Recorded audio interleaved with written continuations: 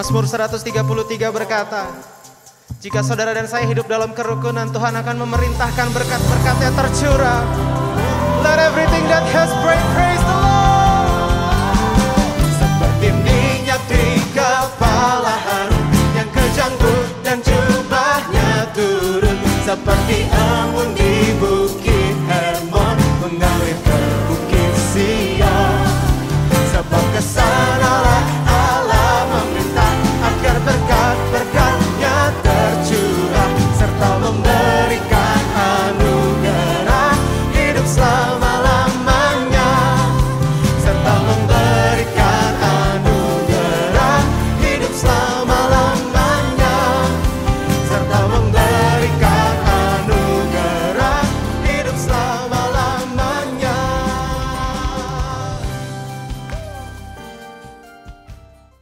Shalom saudara-saudara yang terkasih di dalam Yesus Kristus. Berjumpa kembali pada renungan online hari ini. Seperti biasa, hati saya rindu saudara dalam keadaan baik-baik, sehat, dan ada sukacita di dalam Yesus Kristus. Nah, renungan kita siang hari ini, saya akan sampaikan sebuah tema barang busuk yang merusak hidup saudara. Barang busuk yang menghambat kehidupan saudara. Nah, saya akan memulai dengan 2 Samuel 15 dan 2 Samuel 16 ya. Ini kisah tentang seorang yang bernama Ahitofel ya. Ahitofel adalah penasihat Raja Daud ya. Ahitofel ini penasihat yang jagoan. Ini disebut penasihat yang bijaksana ya. Ini orang hebat. Wibawa bijaksana ya. Nah, Daud selalu menilai bahwa apa yang dinasihatkan oleh Ahitofel itu selalu sinkron sama dengan petunjuk yang dimintanya daripada Allah. Jadi apa yang keluar dari mulut Ahitofel itu selalu sama dengan apa yang diminta dari Allah. Luar biasa kan penasihat ini. Nah, saudara, beberapa saat kemudian di depan, orang yang luar biasa ini mengejutkan dan menggetarkan hati Daud. Kenapa? Sebab penasihat yang bijaksana ini tiba-tiba dia berubah, dia membelot, dia berkhianat. Ya. Dia justru sekarang menjadi penasihat musuhnya. Siapa musuh Daud? Absalom. Absalom itu putranya Daud, tetapi yang memusuhi ayahnya. Ya. Dia melawan, dia ingin merebut kekuasaan daripada ayahnya. Dan ini Ahitofel, penasihat yang luar biasa, justru bergabung, bersekutu dengan Absalom. Ya, ini yang membuat hati Daud gentar. Sebab ini bahaya ini. Ahitofel ini pasti ngasih nasihat-nasihat yang membahayakan kerajaannya. Memang mereka ini bersekutu untuk menghancurkan kerajaan yang dipimpin oleh Daud. Nah, pertanyaannya begini. Apa yang membuat Ahitofel ini bisa berkhianat terhadap Daud? Apa yang membuat Ahitofel ini justru bisa bersekutu dengan lawannya? Nah, aneh kan? Penasihat yang luar biasa ini. Nah, saudara, kalau kita meneliti siapa Ahitofel, ternyata Ahitofel ini punya anak namanya Eliam. Eliam ini punya anak namanya Batsheba.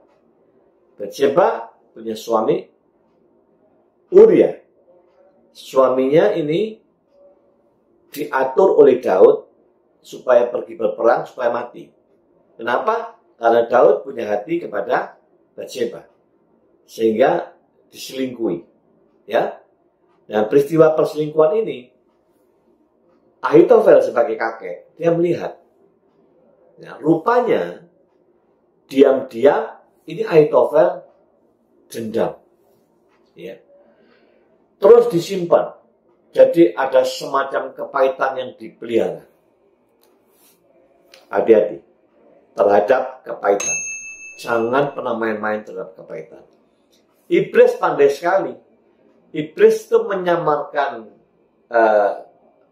kepahitan ini sebagai barang yang sifatnya abu-abu, nggak jelas, enteng-enteng saja. Nggak perlu dipikir serius. Nah, itu memang jebakan si jahat iblis, ya. Sebab dia ngerti iblis.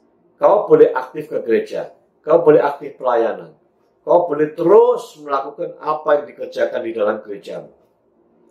Tetapi selama isi hatimu masih ada kepahitan, iblis tepuk tangan. Dia tenang, dia nggak takut, sebab Kristen yang hidupnya membawa kepahitan pasti berantakan. Pasti berakhir dengan kegagalan. Ya. Pintar ya iblis ya? Nah, dia tahu sih. Gitu. Nah, setelah sebelum masuk terus ke dalam pembicaraan kepahitan, saya ingin ngasih gambaran ilustrasi atau analogi ya ini ya. Analogi gini, seorang guru yang memerintahkan muridnya untuk membawa beberapa buah kentang. Ya. Di atas kentang itu ditulisi, ditempeli kertas dengan tulisan nama-nama. Nama-nama yang tercantum itu adalah nama-nama yang tidak disukai, yang engkau benci, yang engkau anggap ini orang menyakiti hatimu, ya pokoknya sesuatu yang buruk lah ya, kau tempel di situ. Akhirnya ada orang yang bawa 7 kentang, ada yang membawa 5 kentang, lalu guru perintahkan bawa terus setiap hari di dalam tasmu kentang-kentang itu. Hari ke-1, ke-2, ke-3, ke-4, ke-5, ke-6, ke-7 berhenti. Waktu ke-7, tolong keluarkan semua kentang-kentang, lalu komentari. Ada beberapa murid mengomentari, berat Bu, selama 7 hari ada di tas. Ya.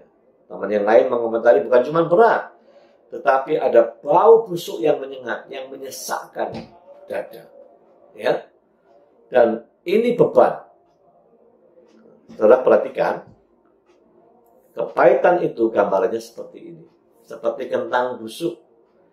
Kalau kau bawa kepahitan, kau akan bawa barang busuk kemana saja kau pergi. Kemana saja kau bawa, kau akan sesak. Dan ini very dangerous. Ya. Ayo saya ajak kita melihat di dalam Efesus 4 ayat 31-32. Segala kepahitan, kegeraman, kemarahan, pertikaian, dan fitnah hendaklah dibuang di antara kamu. Demikian pula segala kejahatan. Yang perlu digarisbawahi adalah kata kepahitan dan dibuang. Ya. Lanjut, tetapi hendaklah kamu ramah seorang terhadap yang lain, penuh kasih mesra dan saling mengampuni, sebagaimana Allah di dalam Kristus telah mengampuni kamu. Karena Allah sudah mengampuni kamu, maka kamu diminta untuk mengampuni sesamamu. Dan hati-hati, kalau saudara tidak mengampuni orang lain, Tuhan juga tidak mengampuni saudara. Dan ini artinya apa? Siapa tidak punya pengampunan, maka engkau membuat jarak, engkau membuat putus hubunganmu dengan Tuhan. Jelas ya?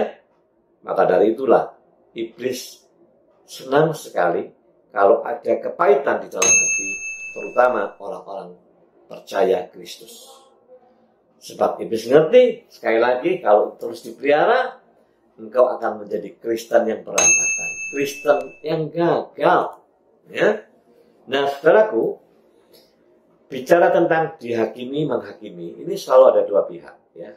Pihak yang menghakimi, pihak yang dihakimi. Pihak yang sering nunjuk-nunjuk, nyalain orang, satu yang disalah-salahin, dia korban. Yang nunjuk-nunjuk, ini ada kesombongan. Ya, di balik semuanya ada kesombongan. Hati-hati. Kalau kita bersentuhan dengan kata sombong, maka ingat, firman Tuhan katakan, kehancuran itu diawali oleh kesombongan. Sombong dulu, pasti berantakan. Ya, jadi hati-hati, siapa yang suka menghakimi, suka tunjuk-tunjuk orang, suka salah-salahkan orang, engkau ada kesombongan. Orang-orang seperti ini biasanya orang yang sulit minta maaf. Orang yang sulit minta maaf, orang yang sombong melepaskan pengampunan. Ini sudah sepaket. Ya. Lalu dari sisi yang lain ada sisi korban, orang yang dihakimi sampai hatinya sakit, ya, sampai merasa dikecewakan, timbul benci, timbul dendam. Ini ada kepahitan yang terus numpuk, persis seperti Ahitofel. Ya. Nah, saudara, apa solusinya dari dua pihak ini? Kalau orang sering nunjuk, sering menghakimi, maka cara penyelesaian dia harus dengan dasar rendah hati. Mau koreksi, rendah hati, dan mulut belajar untuk minta maaf. Sedangkan bagi pihak yang disakiti, dasarnya sama, harus dasar ada kerendahan hati. Ya, harus ada kerendahan hati dan belajar untuk melepaskan pengampunan kepada orang yang menyakiti. Melepaskan kasih kepada orang yang menyakiti. Saya tahu ini bukan proses gampang. Tapi ini proses yang harus dilakukan. Sebab kalau enggak akan tetap mengkristal. Seperti Eindhoven. Ya. Nah, saudaraku, ada peringatan di dalam menyelesaikan kasus kepahitan ini, ada peringatan. Pesan penting. Pesan pentingnya apa? Ingat, saudara, di dalam proses engkau menyelesaikan kepahitan, tidak boleh ada dasar, cara solusinya tidak boleh ada dasar yang mencari keadilan, mencari kebenaran. Bahwa aku benar, dia salah, itu harus dibuang. Penyelesaian kepahitan bukan mencari keadilan. Kalau mencari keadilan tidak akan pernah selesai, kembali lagi terus. Tetapi ini bicara dengan dasar kasih, ya. Agape, bukan kasih eros, bukan kasih yang lain, kasih agape. Paham ya? Kalau cari keadilan sekali lagi akan saling bersitegang dan tidak akan pernah selesai. Saudaraku, harus hati-hati. Jangan bangga kalau engkau punya kepahitan dibawa kemana-mana. Sebab orang yang punya kepahitan engkau dikasih label. Di dalam Amsal 12 ayat 16, kata pertama yang muncul apa? Stupid. Stupid. Bodohlah engkau yang menyatakan sakit hati seketika. Tetapi bijaklah orang yang mengabaikan cemooh. Kalau engkau dicemooh sakit hati, engkau itu stupid, bodoh. Itu labelnya, bodoh. Jangan bangga, jangan dipiara. Ya. Lalu akibat orang yang sakit hati, kepahitan. Kita sering dengar kan, ada orang-orang yang sakit karena kepahitan. Ada seorang perempuan yang tiba-tiba kena kanker payudara. Dokter berusaha mengobatinya, tidak pernah ada proses kesembuhan. Ya. Tapi begitu si wanita ini sadar diri, dia ngerti ada sesuatu yang pahit yang harus dia lepaskan, dia mengampuni. Ternyata wanita ini benci kepada mertuanya. Ada pahit kepada mertuanya. Dan itu terus disimpan. Jadilah penyakit. Mana ayatnya, Pak? Ada enggak itu Alkitab? Ada. Ya. Ada. Kali kita buka dalam Mazmur 31 ayat 9. Kasihanilah aku ya Tuhan. Kasihanilah aku ya Tuhan, sebab aku merasa sesak. Orang yang pahit membawa bau kentang busuk, menyesakkan dadanya. Ya, aku merasa sesak. Lalu dilanjut, karena sakit hati mengidaplah mataku. Lebih saudara maksudnya. Karena sakit hati mataku jadi kabur. Karena sakit hati aku tidak bisa melihat secara jernih. Aku tidak bisa melihat persoalanku secara clear. Aku tidak bisa bijaksana, ya, karena aku nggak bisa melihat dengan baik, gitu loh, ya. Nah, setelah lanjut, apa efeknya kemudian? Meranalah jiwaku, pikiran, perasaan, kehendaknya merana, menyedihkan, ya, merana, menjadi rusak, goncang jiwanya, nggak jelas, nggak punya pegangan, ya, merana jiwanya. Apa berarti di jiwa merana? Tidak. Ternyata juga merana tubuhku. Ya. Orang yang kepahitan itu ternyata ada proses perubahan hormon dalam dirinya. Itu hormon-hormon yang memicu kerusakan sel-sel tubuh. Yang menyebabkan kerusakan menimbulkan penyakit. Makanya muncul kanker dan lain-lain. Karena kepahitan. Nah, saudara, Alkitabiah. Jadi orang yang sakit karena kepahitan, ya, sangat mungkin, karena kita sudah mencatat. Dan ini ilmiah juga, gitu loh. Ya. Lalu, apa kata Alkitab? Kalau orang itu pahit, pasti tidak ada akur.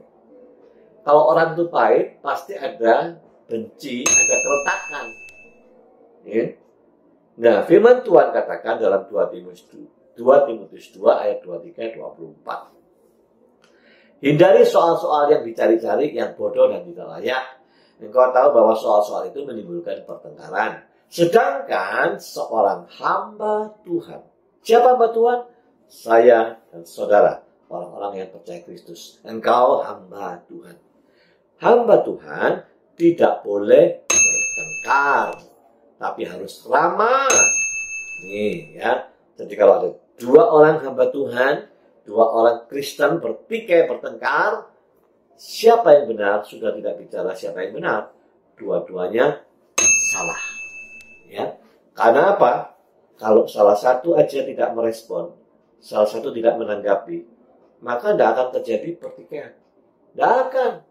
Seperti petinju, kalau satu tidak memukul, satu lari, maka yang memukul-mukul, dia mukul angin, maka dia akan capek, dia akan berhenti.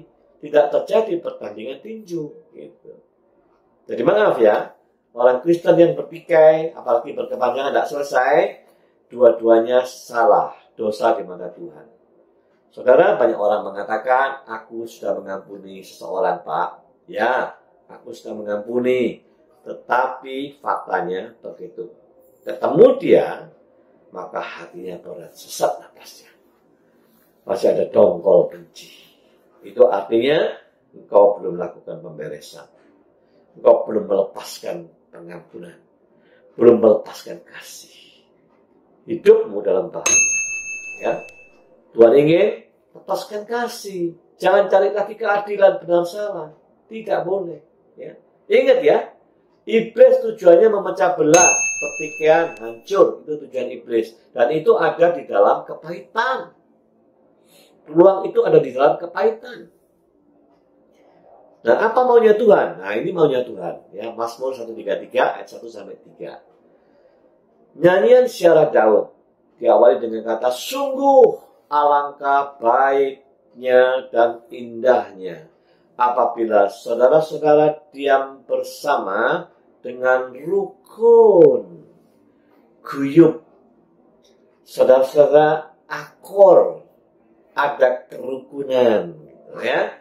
Ayat 2, seperti minyak yang baik di atas kepala meleleh ke janggut, yang meleleh ke janggut Harun dan ke leher jubahnya. Lalu ayat 3, seperti embun gunung Hermon. Gunung Hermon posisinya di utara. Lebanon sana ya. Dari utara ini embun terus turun ke gunung-gunung Zion, ke bukit-bukit Zion, bukit yang kering itu ya. Ini dibawa terus embun ini membasahi terus. Siapa yang membawa ini? Alkitab mencatat, sebab kesanalah Tuhan memerintahkan berkat. Embun itu gambaran berkat yang memerintahkan Tuhan kehidupan untuk selamanya. Jadi maaf saudara, Tuhan hanya memberkati di mana ada kerukunan. Tuhan tidak pernah memberkati kalau itu pertikaian atau perpecahan. Jadi mari saudara perhatikan kondisi ini, bahwa sekali lagi jangan pernah pelihara yang namanya sampah bau busuk. Lepas buang, lepaskan. Amin. Demikianlah Tuhan memberkati saudara semua. Sampai jumpa minggu depan di dalam topik yang berbeda. Haleluya. Amin.